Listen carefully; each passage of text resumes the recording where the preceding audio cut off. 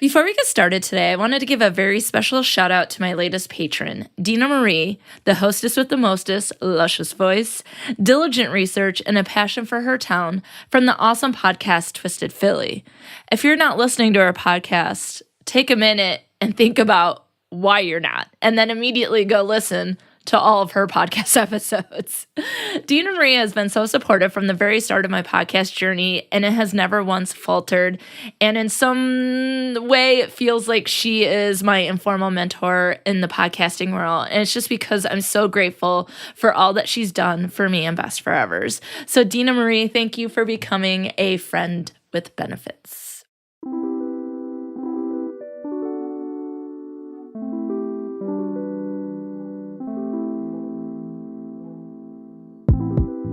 You're listening to Best Forevers, a podcast for kitchen spirits, a podcast that encourages you to love more in your friends and to further consider the issues that plague friendships.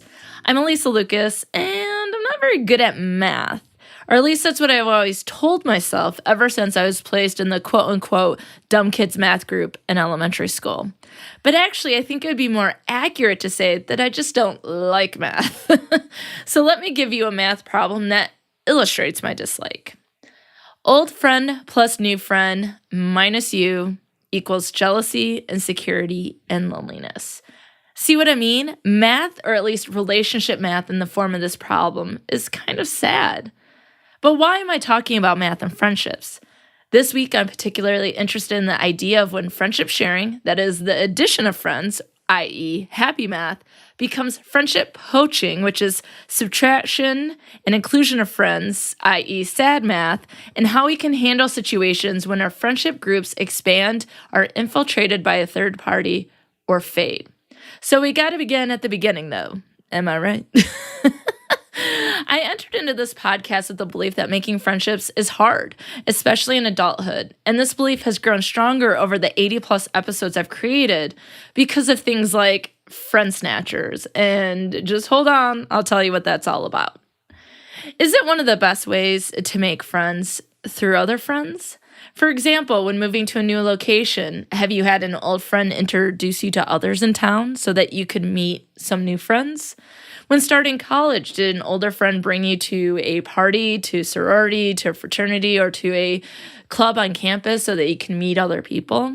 And when at a cycling class, have you ever just had that realization that your buddy that cycles and sweats next to you would be a perfect addition to your friendship group, or that you think that your best friend would get along with them so well? So then you introduce the two. I think in a lot of cases, we do like to share friends. For example, in the Corin Miller September 2016 article, "So Your Best Friend Stole Your Best Friend," huh? When you have an awesome best friend, it's only natural that you'd want them to get to know your other friends, end quote.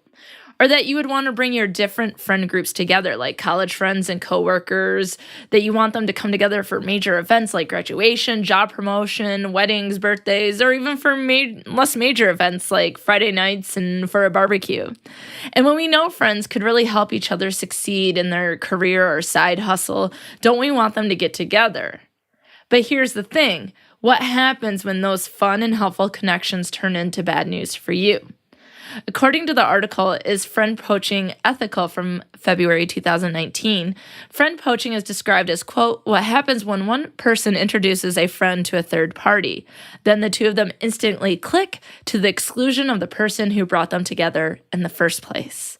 Urban Dictionary also describes this phenomenon as, quote, when one friend befriends another through your introduction, soon putting more effort into that person than you do, simultaneously making you seem less desirable in developing both your original friendships. This can happen consciously or unconsciously, end quote. So it seems like then friendship sharing comes with some level of risk. I imagine for some people it's more the merrier, right? Like bring everyone together, and the risk is worth the fun and joy of having all one's friends together. Whereas there are some of us who understand the risk and are unwilling to take that risk because they might not be willing to friend share at all. I know some of you may be thinking that this is not an actual issue of people who aren't just full of jealousy and competition. A Thought Catalog article about determining the red flags of friend stealing talks about one woman's experience of seeing friend poaching as, quote, petty and laughable, end quote, until she experienced it when her roommates would invite her friends over to the apartment when she wasn't there. Basically, it might not be an issue until it's an issue. For example, a Daily Mail article from the UK by Brittany Kennedy in October 2015 calls it leapfrogging, but, quote, call it what you like, it's not so nice when you're being robbed, end quote. So when you're on the side of being stolen or doing the stealing, intentional or unintentional, it might not seem like that big of a deal until you realize others are robbing and poaching from you. It seems like a common experience. We might not see something as important or a big deal until it directly impacts us.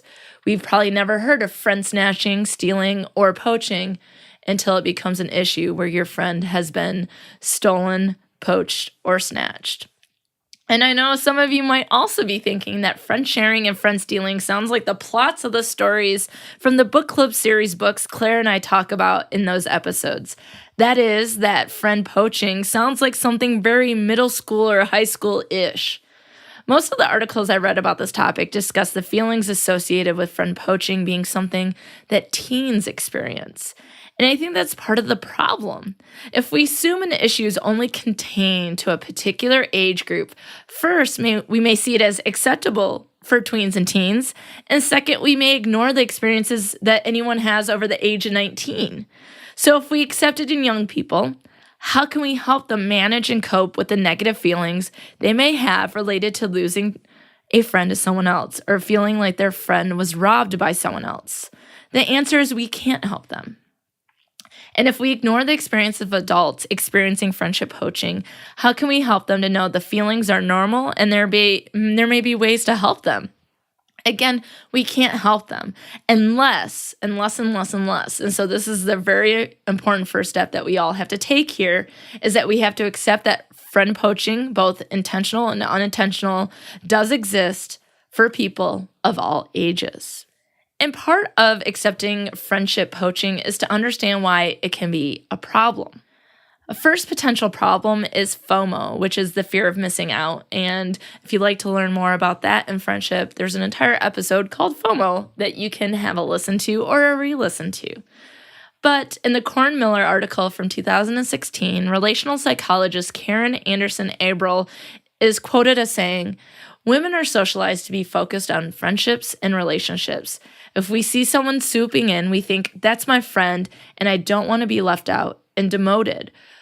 So this is something that I talk about a lot in my classes, is the socializations that we have as young people and until adulthood, where, for example, women are socialized to be really attuned to their friendships and relationships, that they should be paying attention to them, they should be maintaining them, they should be managing conflict, they should not be rocking the boat. There's all these things that women and young girls are not supposed to do in terms of their friendships and all the things that they're supposed to do.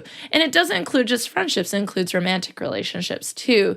And it's one of the things that I talk about, for example, when Brad Pitt and Angelina Jolie announced that they were separating, that there was an article that said maybe they wouldn't be getting divorced if Angelina Jolie put more work into the relationship.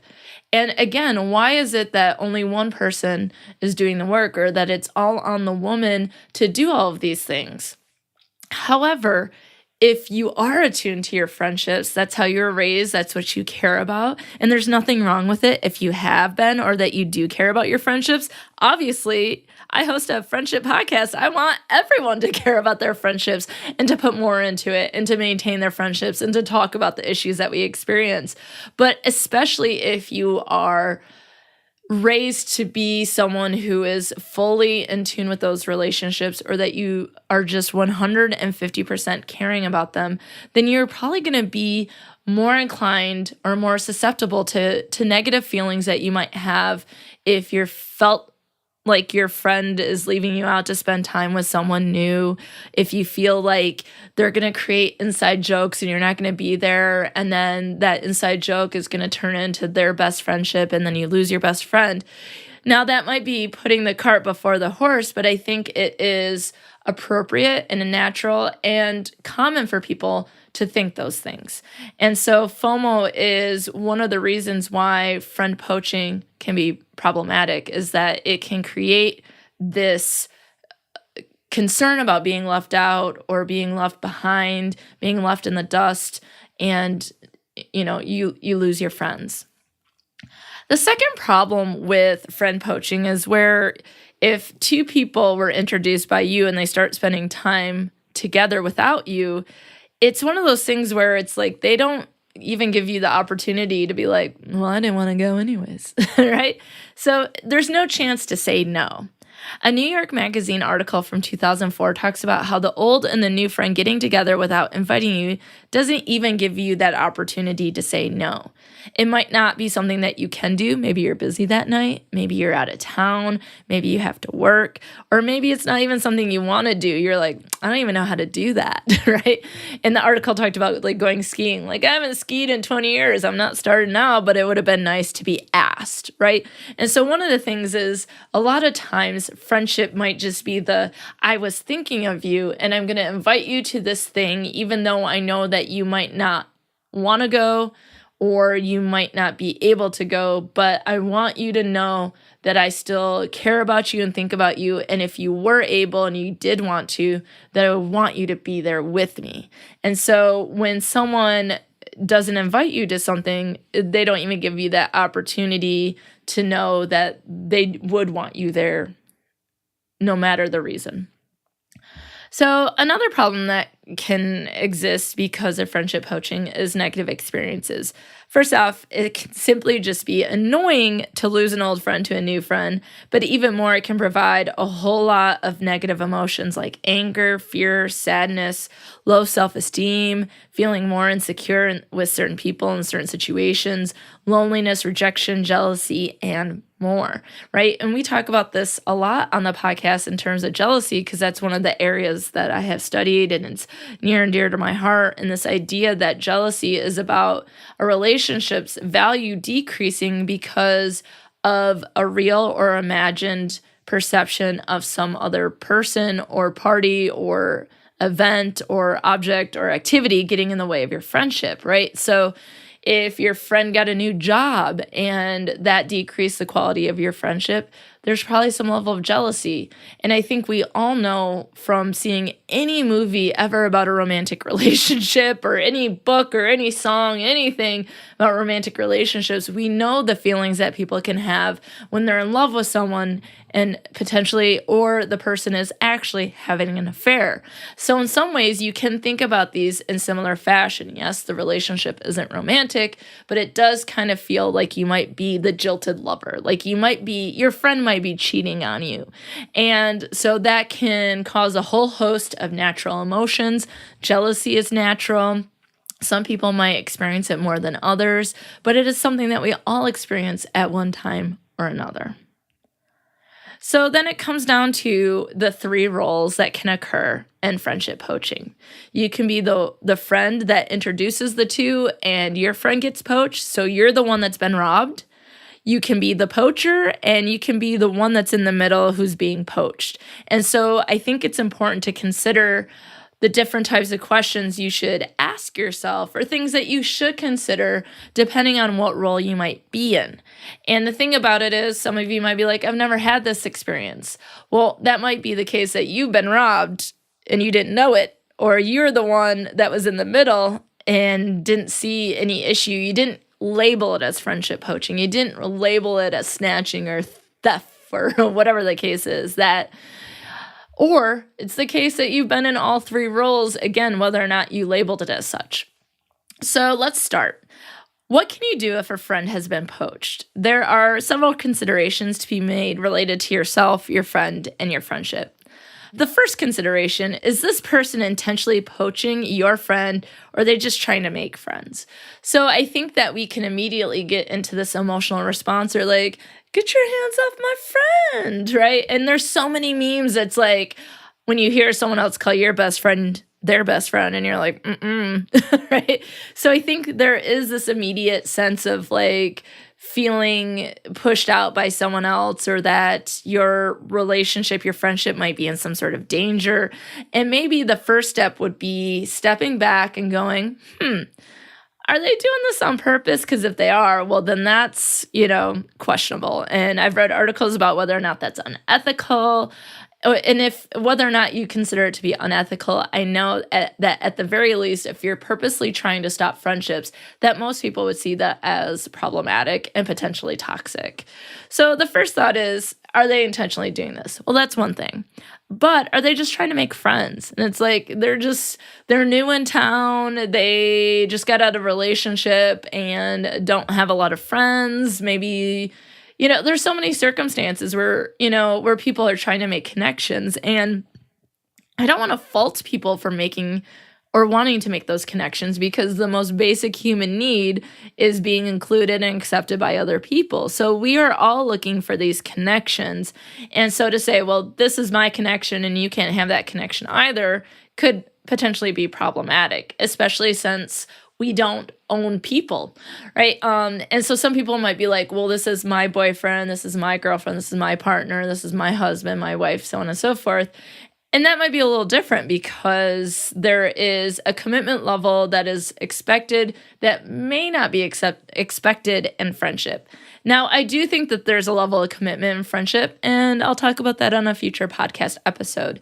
But there is this level of what is more accepted is that you have one romantic partner, and then you might have several friends. And Mindy Kaling's character on the Mindy Project talks about like the tiers of friendship. You have like good friends, close friends, most friends. It's not one person. It might be a group of people. So again, you'll just want to step back and think about, is this on purpose or are they looking for friends? Because if they're looking for friends, you might give them the benefit of the doubt. You might be more welcoming. You might even think about asking them to go do something one-on-one as well. Or again, you can bring a group together. The second consideration is this question. Does it make sense the two would spend together by themselves without you, right? So if you do have a friend group of three, you and your best friend, and then you bring in some third person and the three of you get together, and then all of a sudden it seems like, wow, they seem to be spending a lot more time together without me. Well, is there a reason for it? Are you swamped at work and have declined all the invites? Are you, single, but they're going out as couples with their husbands? Are you not into running? Like maybe they go running together. So if it's something like, well, it makes sense that they would spend time together that's by themselves, then you might give them, again, the benefit of the doubt and say, these aren't things that I have time to do or I'm not interested in, again, like skiing. And then you might just go, okay, well, if I'm feeling like, I'm losing some sort of connection here, well, then you can say something as simple as, I feel like I haven't seen you in a long time and really miss you. We should get coffee. How about on Thursday, right? There's lots of things that we can do to find other connections. So if they're going out on a double date with husbands, then maybe it's like, okay, girls' night the night before, right? There might be some other things that you can do. The third consideration could be, are you and your friend drifting apart? So maybe it's not so much that there's friendship poaching, it's just that you are both changing, and therefore maybe it seems like you're not spending as much time together, or that it's a natural shift because of life or transitions in life, and that as we transition in life, that our relationships are going to transition as well, that they can have ebbs and flows, and we have good times and bad times. We have times close together, we have times apart, that, maybe it's one of those things happening right now, and, if you're going through something, maybe it's to determine if you want to have a conversation to see if you can get the friendship back on track. Or maybe I saw one article that said maybe it's a blessing in disguise, that this could be an out if you're having a tough time in the friendship, if something else is going on that's making it difficult for you both to be friends. And then another consideration, and there's more, these are the ones that I am covering here today, but there's more that we can discuss in the Facebook group, which is Best Forever's Pod, if you like to join and talk about friendships more in depth. There are certainly a lot more material in which I can talk about friend poaching and other related ideas in a future episode. But here's the last consideration I have for the person who feels like they got robbed. They're the ones that introduced the two, and now they're being left out. How do you view friendship? Do you view friendship as if we were talking about before a little bit with the ownership? Do you see something like, this is my best friend and only my best friend, and I'm only her best friend, and that's the way it's going to be? Because if you do, then you might be more susceptible to the impact of friendship poaching because you might see your best friend as yours. And to say things like my dear friend, my best friend, my closest friend, to have some sort of label isn't necessarily problematic. It can be if it creates a lot of negative feelings for you, right? Because it means that if something were to change or impact that title or label, then you might be more inclined to have those negative feelings that go along with friend snatching. So another way to think about it is, again, back to Mindy Kaling's character on the Mindy Project. Maybe it's better to think about your friends in tiers, right? And levels. Like, these are my closest friends. These are my next closest friends. These are my good friends, acquaintances, and just have groups of people in there, and knowing that you can depend on a lot of different people. And there's a lot of different ways that people can fulfill your needs, satisfy your needs, and vice versa. We were talking a little bit about how romantic relationships, might be seen as more one-on-one. Certainly, of course, open relationships that have that discussion and talked about, great. But most often, I think in our society, we see romantic relationships as monogamous, and that some people might expect their friendships to be that way, but that might not be as realistic. And so one of the things to consider would be that there is a lot that we can gain from people and a lot that they can gain from us. And so for some people, it might be quality over quantity, but for some people, having those layers of friends definitely means that you can invest in different people at different times. It means that you might be more willing to see friendship as more fluid. But again, there's nothing necessarily wrong with having a friendship necklace with the best on one side and a friend on the other. But it also might mean that changes, and that anything, like I was saying before, any title can be threatened then. And so we just have to be more open to the idea that our friendships change, that we might not be friends with people that we were friends with 15 years ago, 5 years ago, 5 months ago, and that just thinking about who you are, how old you are, where you've been at in life at this particular moment, where are you standing in your life right now? Because one of the things that you can guarantee is that there will be new people in your life in the future, 5 days from now, 5 months from now, 5 years from now, maybe 15 years from now. And so that maybe thinking about friendship, it's more realistic to consider that there are probably going to be a lot of changes. And I know one of the things that I talk about with my students is this theory called Relational Dialectics. And it's about balancing our relationships, right? So that, we're both a we and a me, right? So we have our relationship where we're integrated, but we also have our individual identities. And so that might be something that we are trying to balance, right? Integration and autonomy, right? And so through communication, we have to balance that every single day, right? And sometimes it might be out of whack, and then we do something through communication to bring it back into balance. But the thing that I always say about that theory, that the theorist Leslie Baxter always says, the only constant thing in life is constant change. And so we have to be willing to accept that and be open to that so that we can prepare ourselves for those changes, because transitions are going to happen, and they definitely happen with friends. And so I think friend poaching might be a sign of changes, and it might intentionally do that because, again, maybe your friendship isn't moving in the right direction. Maybe you're having a falling out, or maybe it's just thinking about what other space that we've created for other people or that we can create for other people. Okay, so next, what would you do if you were the poacher? Right, so you're the person snatching, stealing, robbing, and poaching, right? So, and the thing about it is, let's be real, all of us could be in this particular role. And some of us might be thinking back to middle school right now going, remember when they said this sounds like a middle school drama? That maybe it happened more often there as we're developing who we are, who our relationships are with, how we do relationships, what we want out of relationships. All of that can be a lot of moving around. And there was an article by the Daily Mail in the UK, they call it leapfrogging. So there might be a lot of leapfrogging that might be happening with friendships. You might have a new friend here and that doesn't work out, and then you're back to this friendship group. That makes sense for our individual and relational identities and development, right? It makes sense. However, there are some people who do this purposefully. So I think there's a few considerations. Ask yourself, are you trying to poach friends? In some cases, people are considered to be friend collectors because they're trying to appear more popular. And I think that idea of friend collecting might be even more common when you think about social media, right? Like having more friends on Facebook, having more followers on Twitter, on Instagram, whatever the case is. And so people might appear to be more liked or to get along with more people because they collect friends. Okay?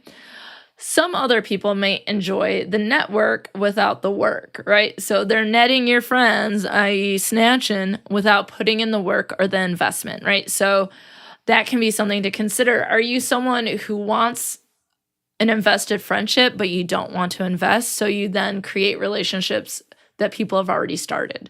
And so that is something to consider.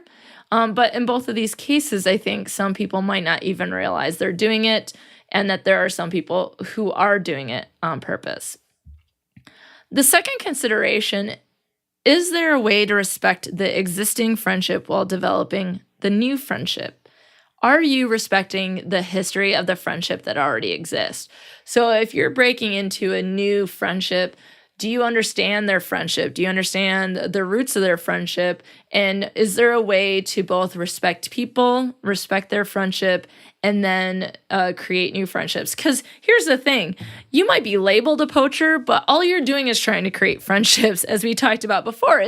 That's the basic need is having those connections. And how can we fault people for trying to make friendships, right? Trying to make friends. I think there's some things that we can consider problematic where people try too hard or they really get in the way of other people's friendships because they're trying so hard to get in there and move people out and stop friendships and things like that. But there's nothing wrong, again, with trying to make friends. So if you are trying to you're like, it's double dutch, right? You got the jump ropes going. That's my jump rope noise. You got it going back and forth, right? And you got a friend on either end, and they're doing the ropes, and then you're sitting there on the outside, right? This is like elementary school during recess. Me watching all the time. Double dutch was very popular. Jump roping was very popular when I was in elementary school. That feeling of looking for the perfect time to jump into the ropes and not get caught up in the ropes. I think that is a perfect metaphor here, because if you jump in the right time and you do so with respect and you do so with consideration for everyone's feelings, then you're going to be off to the races. That friendship is likely to bloom. However, if you're someone who when you try to jump into that double dutch and then you trip the ropes and you fall down and take someone else down with you or that sort of thing, then it can be really problematic. Or the other thing I think about is people who are jumping rope and then they switch the rotation while they're jumping. And so what you're doing is if you take the ropes from the old friend and then they're pushed on the outside, they have trouble getting back in. And so when you're thinking about creating new friendships, think about double dutch. Do you have the timing down? Are you trying to switch someone's rotation? Are you trying to bumble up the ropes on purpose, right? This can all make a difference. Like how you create a friendship matters. And I think this is a particular time in which to be sensitive to other people. And that doesn't mean someone should have to be like, well, I'm not going to be friends with someone because, I'm not going to stop being friends with someone just because someone else is mad. Well, I understand that, but also think about what you're doing, what you're saying, before you do and say it, right? And it's just, all you have to do is pause, reflect, and then think about how to proceed. Because obviously this is problematic enough for people to write about these experiences, to research these experiences, and for me to go, let's talk about it on this podcast. Is this an experience that you all have? Okay. So the last thing to consider if you're the poacher is what actions may be seen as problematic. Are you trying to stop the friendship? Are you gossiping about the friend who's been robbed? Are you excluding them? So I think these are the things to consider. There isn't anything wrong with being like, hey, do you want to go get a coffee? But it might be like, hey, text so-and-so, see if they want to come too. Or like not getting in the way or talking bad about the friend. So then it creates these negative feelings against the old friend. And then that, relationship dissolves or has other problems because of something that you said or done, right? And, there's one article in the show notes that talked about there might be a particular time frame when it's really important for you as someone who's trying to enter into an existing friendship is for a particular amount of time, always inviting all three people, no matter what. Because then, after a certain point, be like, oh, I don't care if you get together, or, feel free to call me when you get coffee, but don't if you go to the movies, right? Like, then you can start to figure out how the friendships might work. And again, that's being open in communication. It's being clear that you still enjoy the other person, that you're not trying to wreck their friendship, that you're creating new connections. And this is a positive and strong way to do so, creating bonds with everyone and knowing that you're not coming in, taking over. You're not a tyrant, right? Like you're not coming in and being a dictator in a country, right? Like let's think about how we can do this in a way that would be easy for everyone, right? And again, making friends is hard, but let's not make it harder. Okay, finally, what if you're the one being poached? And this might be the experience where you might not realize it as much as the other two. Like, I think you certainly feel it if you're the one whose friend got poached, right? You're immediately like, I'm feeling left out. The person doing the poaching, if it's intentional, they know what they're doing. If it's unintentional, they might realize and be like, oh my God, I can't believe I was doing that. Let me try to fix this or whatever the case is. But I think those who are being poached might not even realize that that's happening. So here's a couple of questions for you to consider if you're the one being poached or you have been poached. Would you buff any advances to being stolen as a friend?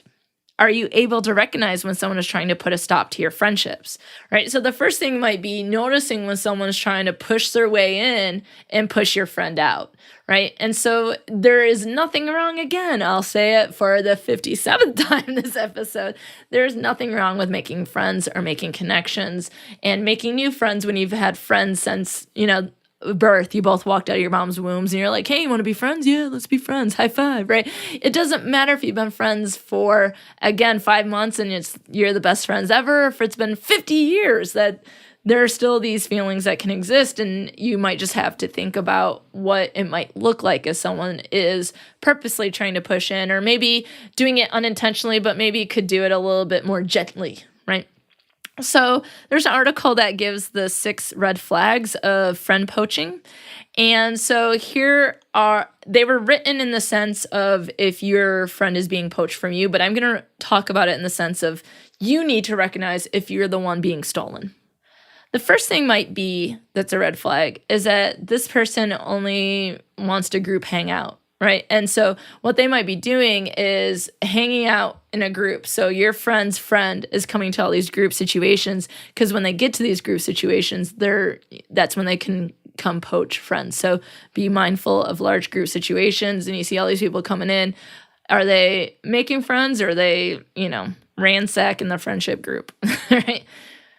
The second red flag is that they avoid the old friend at the group hang. So we're invited by the old friend and they don't interact with them. They are only interacting with new people. There's no interaction with the old person. That might indicate that they've used that person to get to this group hang and then to meet and poach new friends.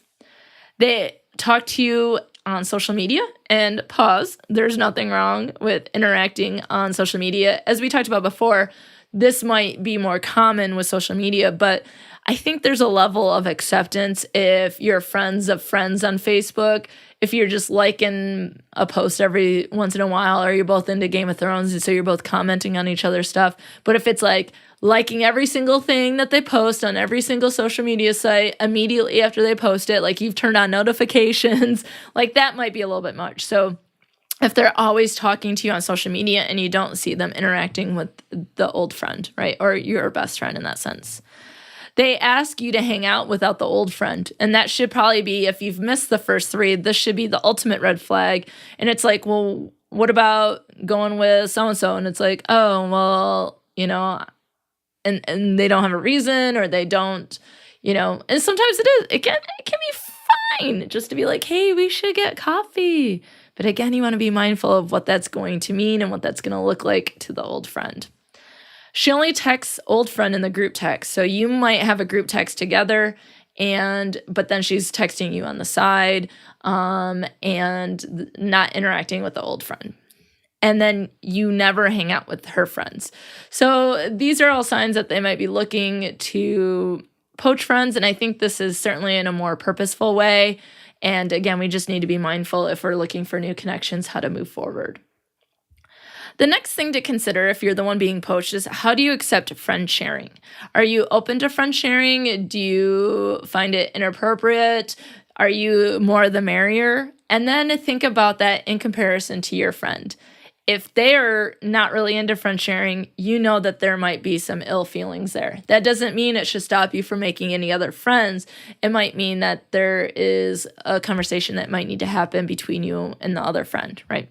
Or if they're open to it too, it might just be everyone's more the merrier. Oh, my friends are your friends. And obviously all the people I'm friends with are awesome. And so you're awesome. And then they're awesome. So we're all awesome together. So there's no reason why we can't all be awesome, right?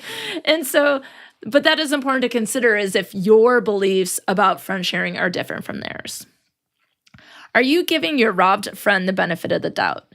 For example, sometimes they might come across as mad or upset, or it might seem like they're being passive aggressive, or you're not sure what's going on, or they don't seem to be being polite to the other people. You have to consider that.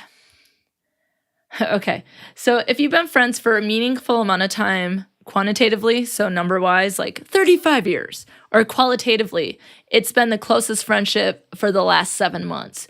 It may be helpful to not immediately jump to them being needy or clingy or mean or trying to rock the boat, because remembering jealousy is normal can help you maybe approach this. So if there is some negative experiences that are happening and it might have something to do with friendship poaching, then you might give them the benefit of the doubt, especially if you've been friends for so long, or that your friendship has been potentially, it's super meaningful. Like, obviously there might be some feelings of jealousy, and in a lot of cases, jealousy is a sign that they care and love you, because if they didn't experience jealousy, then the friendship isn't of value. Now, I also, side note, realize that jealousy is not always a sign of love, but I think it can signal that people are invested and love their friend, and so obviously it's not a relationship they'd like to lose. Are you contributing to leaving out your old friend? So one of the things could be is like, if your old friend is like, hey, we don't hang out, and you're like, oh yeah, too bad. Well, maybe you need to go back to the first consideration I gave them, which is, maybe your friendship is fading. But if there are things that you are doing to contribute to leaving them out or excluding them, you might want to consider ways that you can include them, or be ensured that they know that they're included, even if they don't go to something or hang out or whatever the case. So the 2016 Corn Miller article talks about not spending, quote, a lot of energy getting bitter and frustrated when something doesn't play out the way you'd hope, end quote.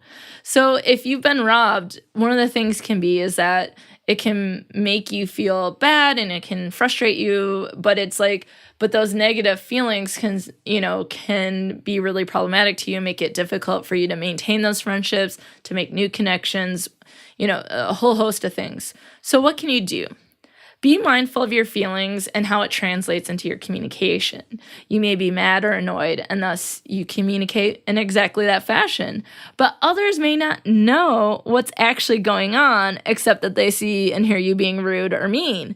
And so you also have to consider that if you distance yourself, you're excluding yourself from them, and that ends up becoming a self-fulfilling prophecy where your old and new friends become besties and then you're left out. So we have to think that, okay, there might be some feelings, have those feelings, maybe not have those feelings in a way that doesn't make sense to other people so that they misconstrue it or misinterpret what those feelings are.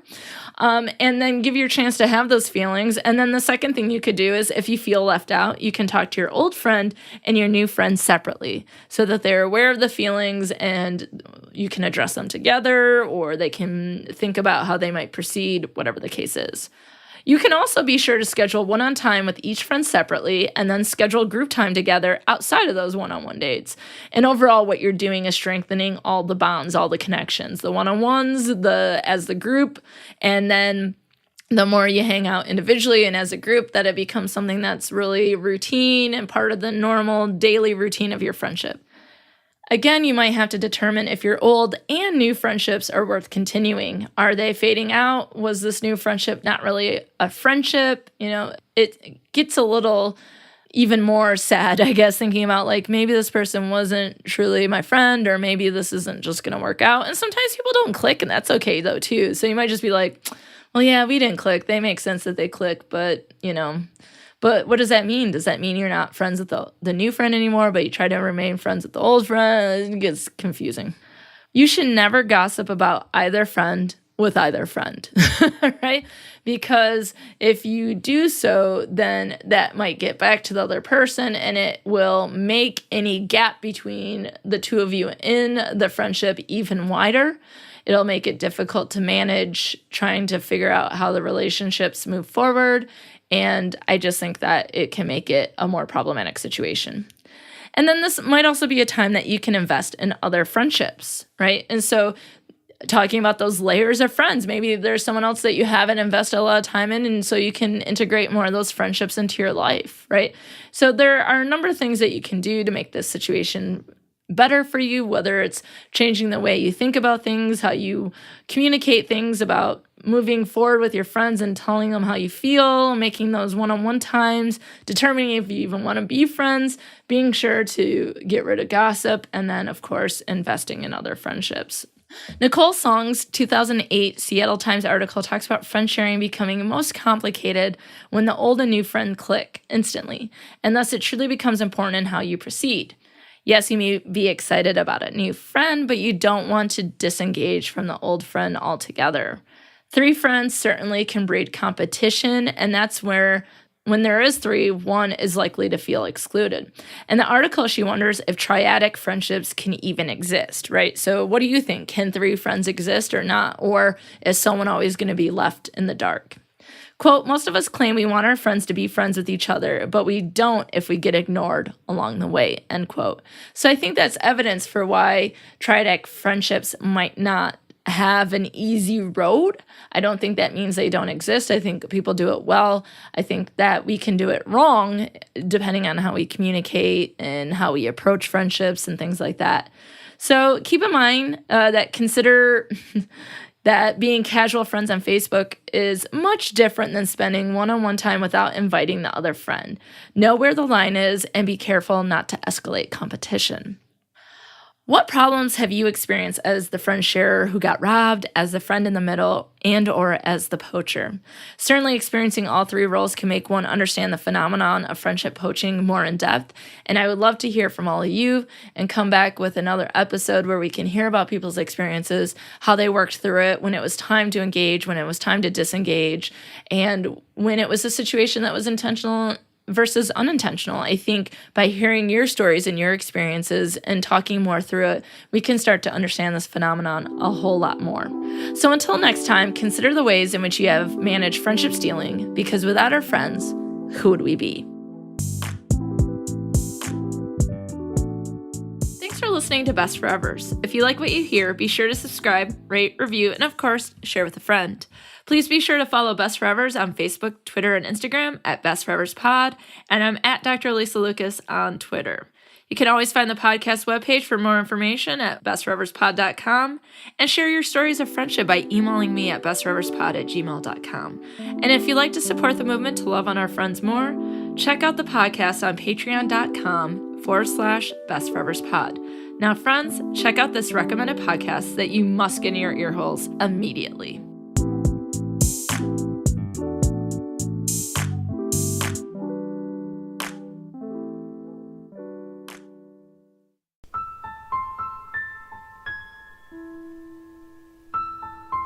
Hi, I'm Vanessa, and I'm the host of Fabled, a bi-weekly podcast that explores mysteries, legends, lore, ghosts, and fairy tales.